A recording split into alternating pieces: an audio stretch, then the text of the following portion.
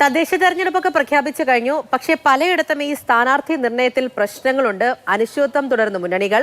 കാരണം ഈ ഉൾപാർട്ടി പോരും സീറ്റിനെ ചൊല്ലിയുള്ള തർക്കമൊക്കെ പ്രഖ്യാപനം വൈകാൻ ഇപ്പോൾ കാരണമാകുന്നുണ്ട്. ഒരു മാസത്തിന് താഴെയാണ് ഇനി തദ്ദേശ തിരഞ്ഞെടുപ്പിലേക്കുള്ള ദൂരം. എന്നിട്ടും സ്ഥാനാർത്ഥിത്വത്തിൽ ഉത്തരം കണ്ടെത്താനാകാതെ കുഴയുകയാണ് പല മുന്നണികളും. കോഴിക്കോട് കോർപ്പറേഷനിൽ CPM സ്ഥാനാർത്ഥി നിർണയത്തിൽ തർക്കം ഉടലെടുത്തു.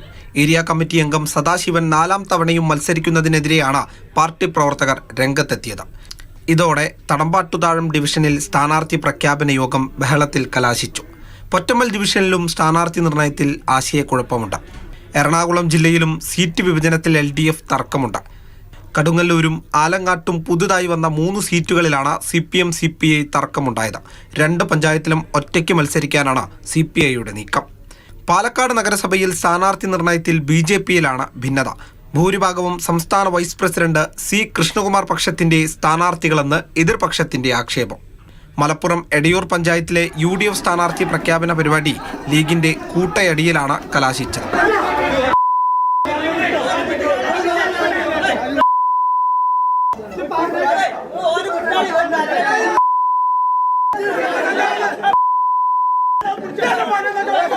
എറണാകുളം പല്ലാരിമംഗലം പഞ്ചായത്തിൽ ഭരണകക്ഷി അംഗങ്ങൾ തമ്മിൽ വാക്പോരുണ്ടായി.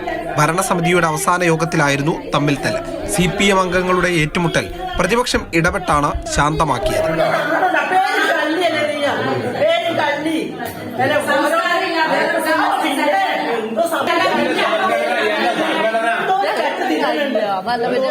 News desk, Mathrubhumi news.